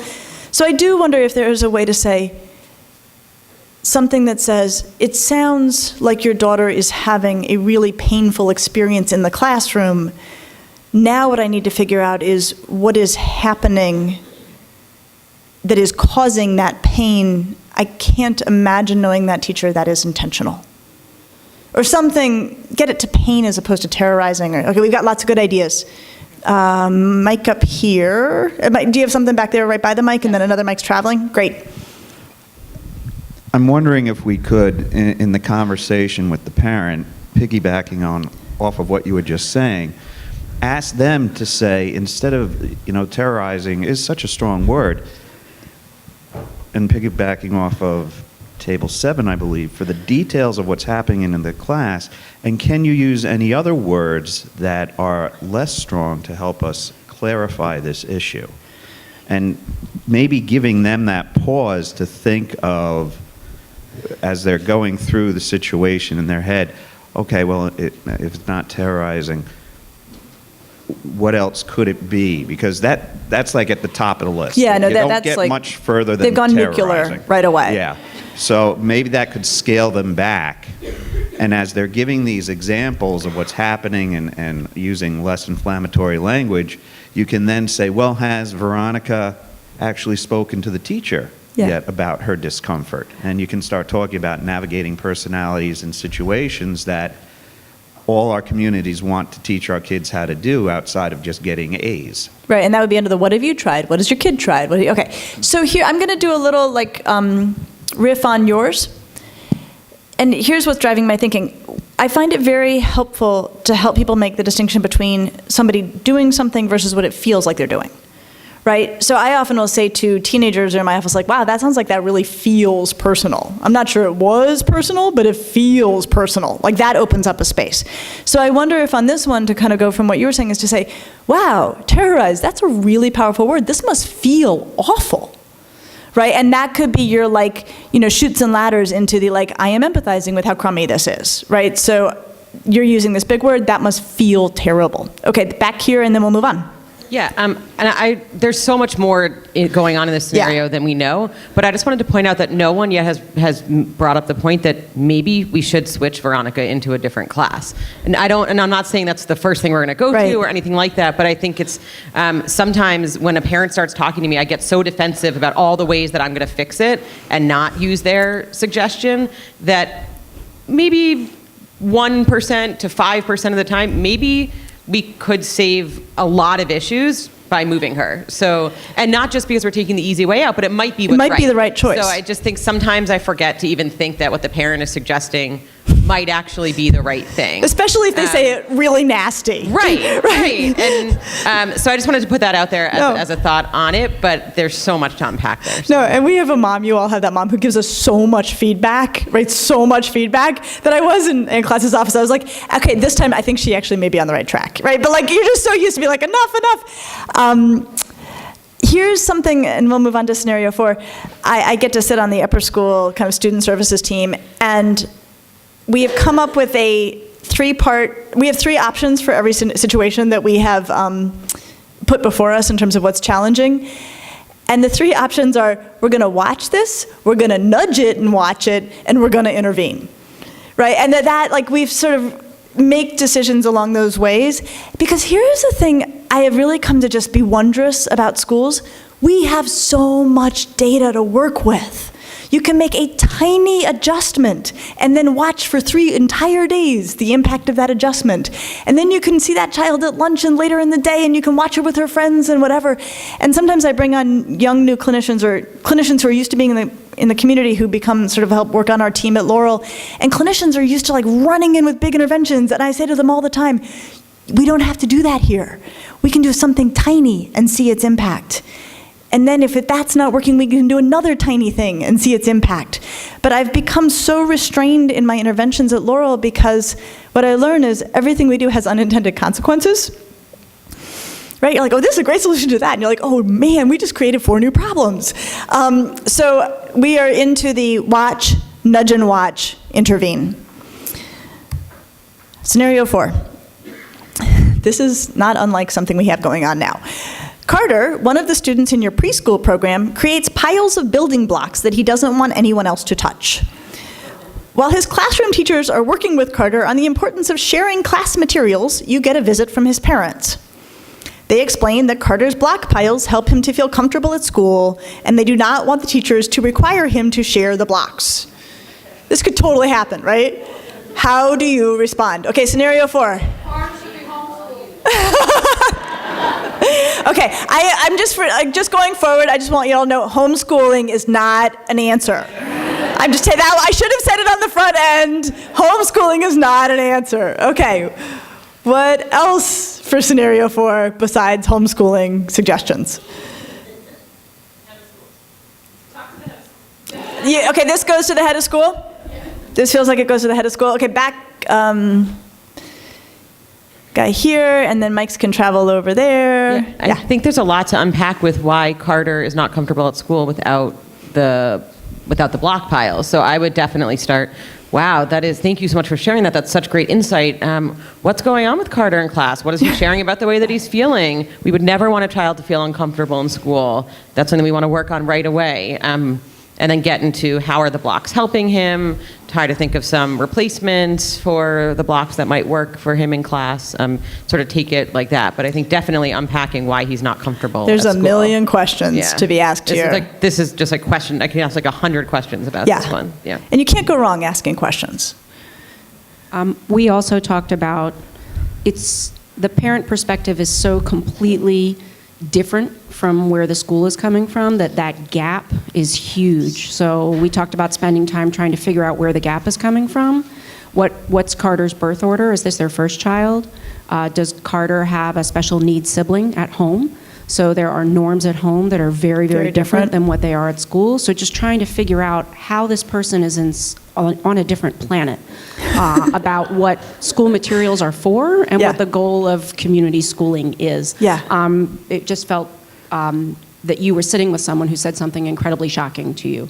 So trying to figure out where they're coming from. And then we also did talk about the comfort and the importance of him feeling comfortable and what the blocks are providing for him and how we can help him transition to something more pro-social.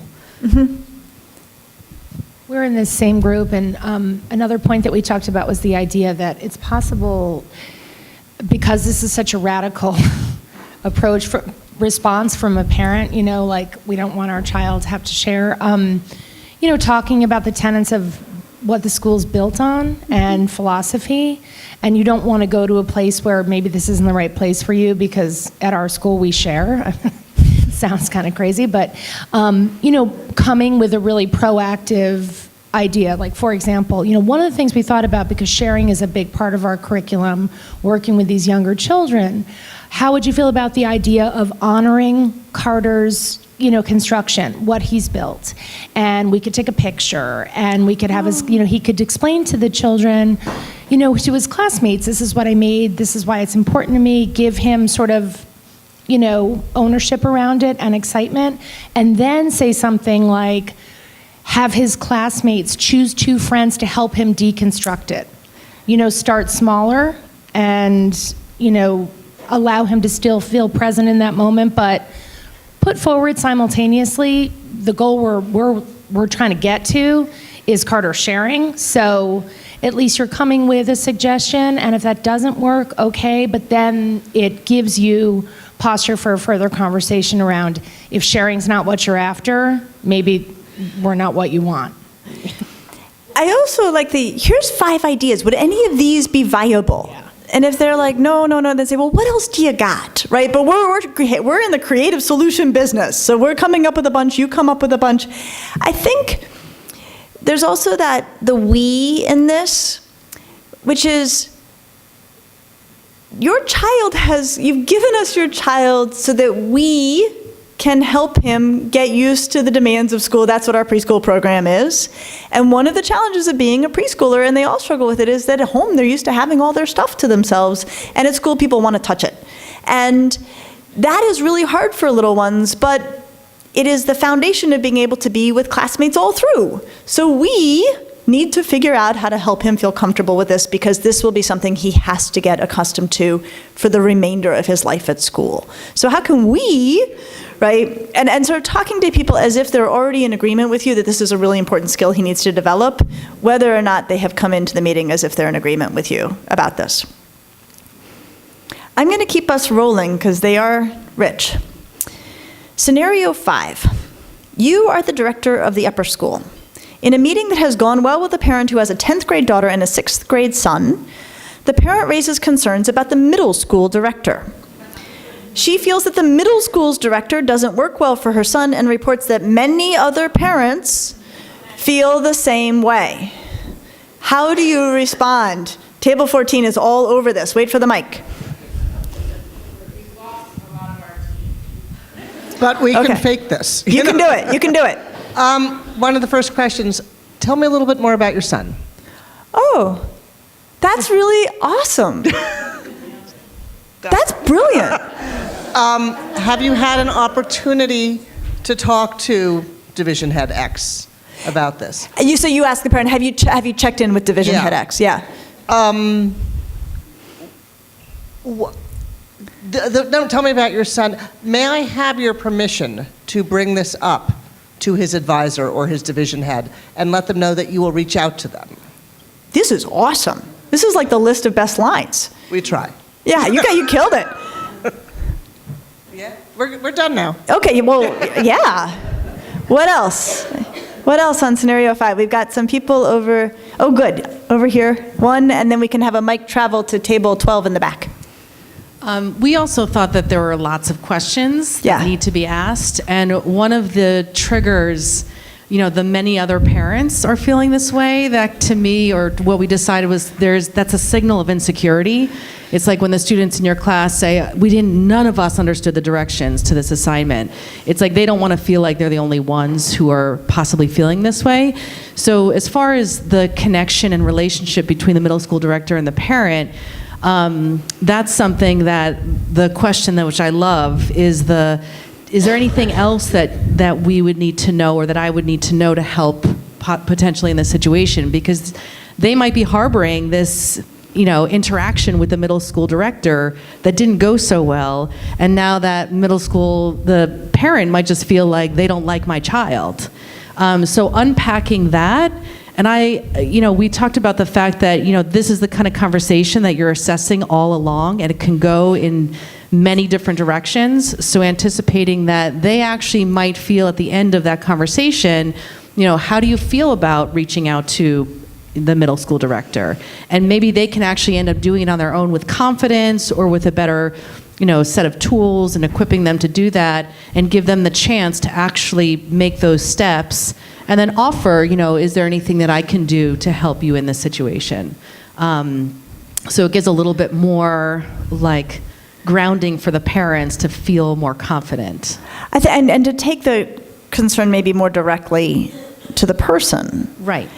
The delicacy in this, and I hear you navigating as speakers, you don't want to say anything that the parent could walk away feeling like you too have confirmed, like that you're tacitly agreeing with them. Right? Like that's the delicacy. Because parents who are willing to say many other parents are also now willing to say, Anna talked to the upper school director and she wanted to know more. Right? So that's a very, we have to sort of navigate that with care while without saying, you should probably talk to the head of school, right? We don't want to say that either, but we have to find a path. So we sort of did a little riff on that at our table and discussed that actually allowing a parent to triangulate the school is an unsafe scenario for anybody. And so engaging sort of with this, if you have credibility with this situation because you have a 10th grade parent, you don't have to actually entertain the 6th grade son at all, genuinely, and to say, so can I ask why you're asking me these questions or why you made this statement for me? What are you hoping from me right now by sharing this information? Because they're not they're looking to to see how you're going to respond. But I don't want to be in a position of throwing, whether I agree or not is irrelevant. Right. You might, because sometimes you do, right? And you're like, sometimes. But letting them understand that they have, what are you hoping by telling me, and what steps have you taken thus far to make sure that your son feels like he can be his best self? I think that's right. I think the avoiding triangulation is the big headline. And tell me about your son is a nice, I'm engaging with you, but I'm not playing. Another way, sort of a softer way to avoid triangulation might be to say something like, we are all here as resources for you, and as is Ms. Smith, head of the middle school. What have you tried? Right? But like that we are all, we are all here as resources for you. Sorry to hear that. What have you tried? But caution. Table 5. So I'm an assistant head of school, so this scenario comes to me fairly frequently. Or if not exactly as high octane as this, something like it. And what I offer to you all, which doesn't always work, but sometimes seems to work for me, is my response is always, this is so important and good for me to know. I would like to offer to go with you to have a conversation with the middle school director. I know she'd want to know. I know she'd want to know. I know she would want to know, and since that might feel like a complicated conversation for you, I would love to be present to help navigate it.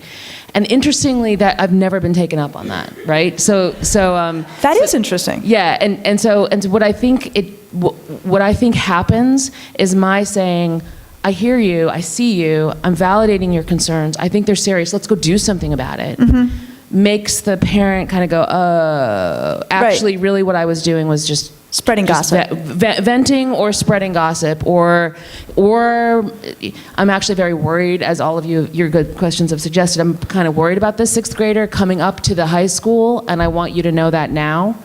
And it's going to be the middle school director's fault if my kid isn't going to. Oh, that's interesting. So maybe that was what was behind the question. Is right. when my 6th grader makes a heck of a not good splash in 9th grade, I just want you to know it's not us. I gave you warning, by the way. Yeah, fair warning. But it's interesting to think like how much can be behind these very questions. All right. I have to say I don't always use this all the time. But the many other parents thing just makes me bananas. Like, it just absolutely makes me bananas. I think it is such a crummy move.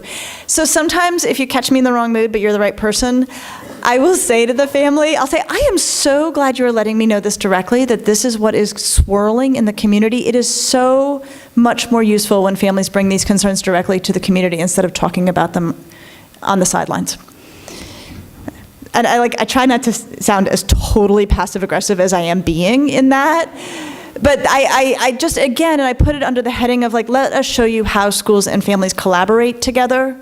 And we're so grateful you're bringing this directly as opposed to whispering it down the lane. Thank you so much. But it's pretty passive-aggressive, and I'll own that. Okay, anything else on this one before we move on? It is a tough one, right? And I like that you put the word triangulation on the table, and splitting the school and trying to split the school. I do think, regardless of how we do feel about our colleagues, we must present a unified front. The other thing I will say, remember that mom I told you about who liked to come to meetings and then get me with questions? She was a challenge. And I said something to her and that really satisfied her, because I was saying to her, we work so hard at Laurel to make sure that there's really good connections between the girls and the teachers. There's really good connections between the girls and the teachers. She raises her hands in the back. Yes, Mrs. G? My daughter and her chemistry teacher don't connect. They don't connect. So that's the kind of thing she would say. Okay, so I had extra coffee that day, so I was ready. So I said to her, here's the thing, and I wish I hadn't used chemistry teacher because I'm going to use it again. Here's the thing, I said, we have one giant chemistry experience going on in this building, and we have 600 girls and 100 teachers, and connecting does come down to individual chemistry. So that same chemistry teacher who doesn't connect with your daughter connects gorgeously with a whole bunch of other girls who may not be connecting with other teachers. So we cannot promise that every child in this building will have perfect chemistry with other adults. What we will try to promise is that every child will feel connected to at least a handful. And that because they're asking the impossible. I also, with probably the most challenging situation I have encountered in my 15 years, had a family who had asked more of us than one could ever imagine a family would ask of a school, and we had handled it more graciously than we really owed them in any way. And yet, no matter what she did, she remained enraged with us. No matter what we did, she remained enraged with us. And there was a moment where, after just exhausting tediousness of what they were asking of us, I guess a teacher had maybe been abrupt on the phone. at which point I get the enraged phone call about the abruptness. And I said, I hear you. I said, here's the thing, we got humans working here. And she couldn't fight me on that. She couldn't fight me on that. I said, I'm sorry to hear she was short. We're dealing with humans on the faculty. So that was like the break the glass, pull the, like I am at the end of my creative solutions. Okay, last one, and then I'm gonna have a few wrap-up words for us. Scenario 6. You are in a meeting with a divorced parent of a student. As the meeting unfolds, he explains that the child's mother, who is not present, were better able to support the daughter's homework efforts on the night the daughter spends at the mother's home. The daughter would be doing better in school. He also offers that the mother's many boyfriends are a distraction to the daughter. How do you respond? All right, who had scenario 6? Oh, Kathleen. Colleen, go for it. Well, we all recognize this was a hot mess, right? You're like, excuse me, right? So homeschool. No. So I think, of course, you validate how he's feeling. Like, I'm so sorry, Mr. X. This sounds like a difficult situation.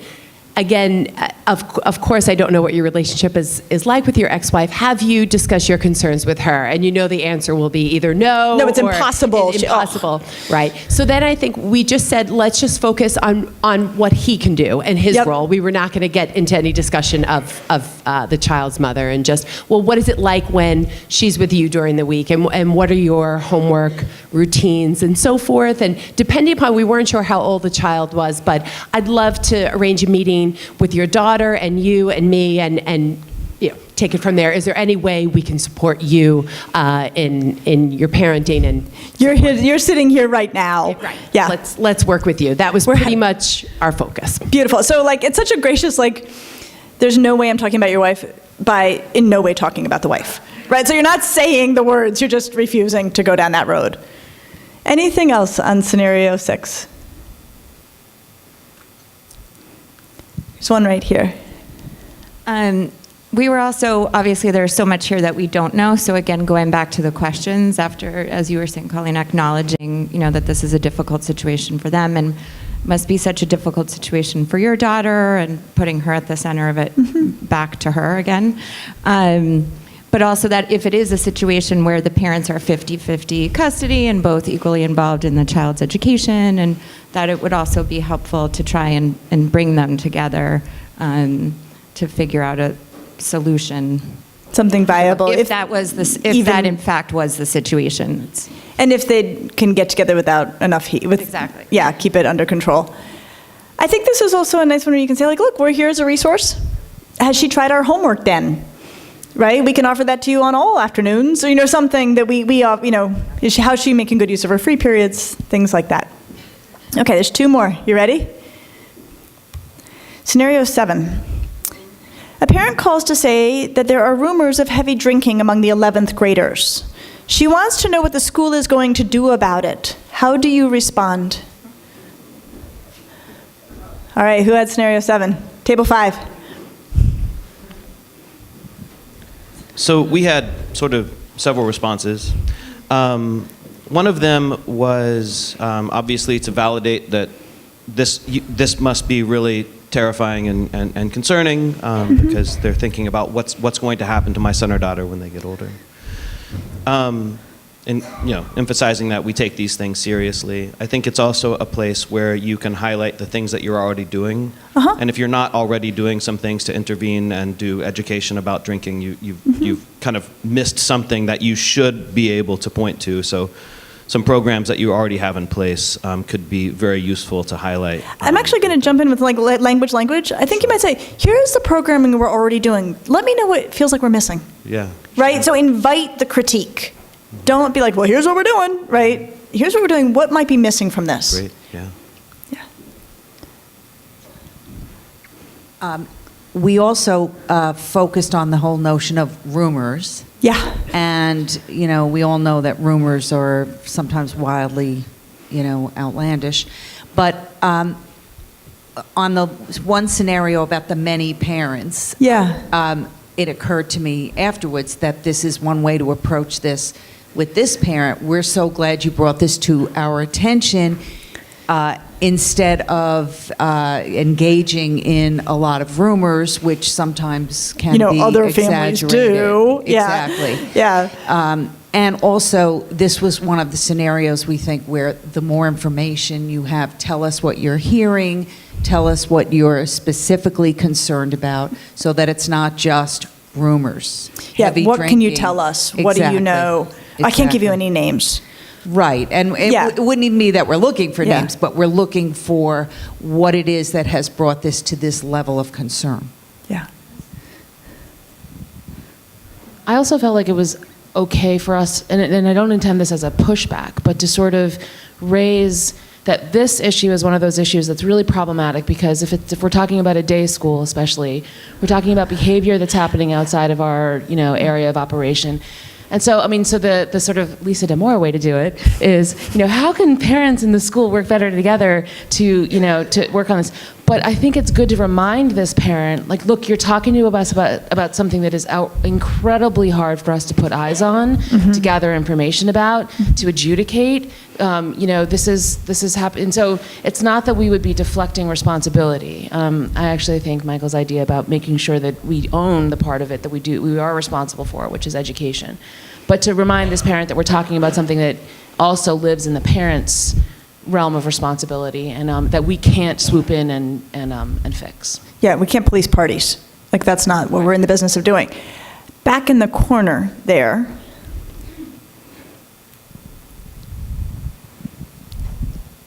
I think it's also would be really important in this situation to talk with the parents about what their concerns about their child are, their specific concerns regarding the drinking. Yeah. Are you worried about your girl? What's going on here? There's one over here at table 11. We also discussed asking the parent if their child knows that they're contacting us. Ooh. And if their child does not know, how was the information obtained, or find out how they obtained the information. Yeah, where are you hearing this? Yeah, where's this coming up? But that's interesting about, does your daughter know you reached out? Because can we call her in? Oh, would it be okay with you if we asked her more? Right, that's really interesting, right? Because you certainly wouldn't want to ambush that child if she had no idea. Like, what? Why am I in your office? Or why did my mom call you? Right? That's going to turn into a disruption at home that night. Just another thing on this one, I'm sure all of you have school handbooks where you have regulations around, out of school behavior. I am always saying to girls and parents, please throw the school under the bus, right? When you are at parties, we have it written in our handbook. You tell people, oh man, I would, but at Trinity, like, off with your heads, man, if they find out. Say that this is how we partner with you in your weekend safety, is we make rules you can then use to blame your good behavior on us. That's our gift to you, right? That's what the school can do in education. The rest then does come down to the parents. All right, last one, scenario 8. You are the director of the primary school, and you are meeting with parents of a 3rd grade student. They are upset by how much busy work the 3rd grade teacher is assigning. The parents reassure you that they brought this concern up with the teacher at their last conference and that they are now in your office because nothing has changed. How do you respond? Okay, who had scenario 8?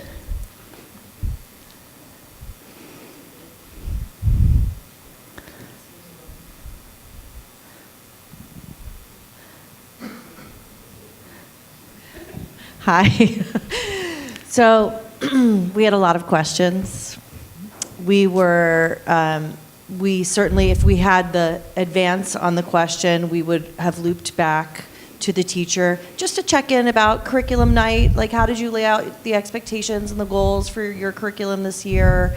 If progress reports had gone out, was there a blurb at the top that really talked about specifically what you're going for in your classroom, et cetera?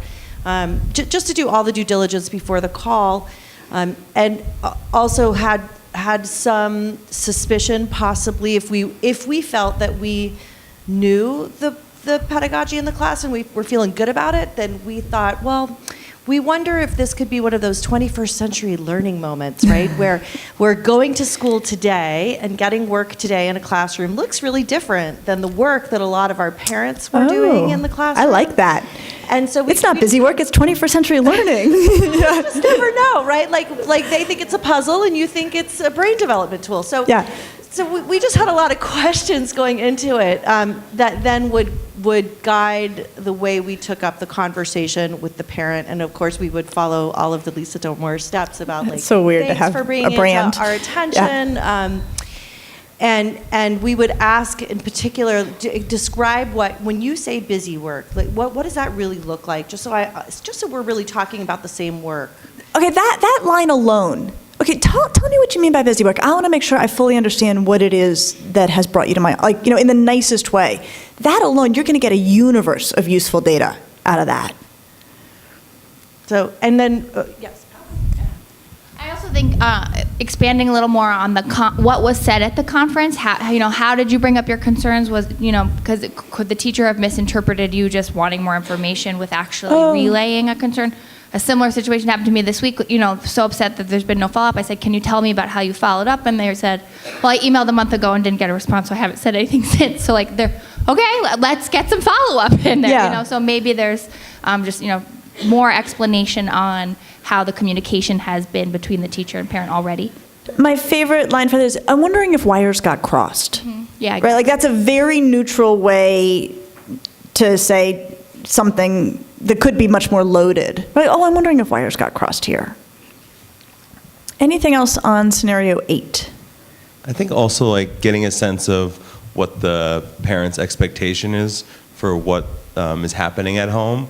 Getting a sense of what the home routine is, what the desire is for what the ideal kind of work that would be coming home, or what the child would be doing at home, and then also helping to develop a conversation between the family and the teacher about the purpose of what is happening. Like there may be a lack of understanding about what kind of work is coming home, along the lines of what she was saying in terms of the nature of the kinds of work that we're sending home at this point due to an intentional push that the whole grade or the whole team is doing.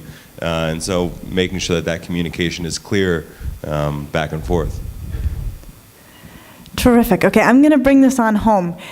I think also what you were talking about here is like we need a diagnosis before we have a treatment, right? Because part of what we don't know is like, is the kid unhappy or are the parents unhappy or both, or, clearly the parents are unhappy, but maybe the kid's totally fine with this, right? And you would want to know that too. Like who's upset and what is it they're upset about, right? So we can't even start to figure out what the solution would be. Because if they're like, no, Billy doesn't mind it one bit, we just think it's a bit much. Well, that's a different kind of solution than Billy is crying all night because he's so bored, right? Or whatever it is. Like you need to sort of get into the weeds of that.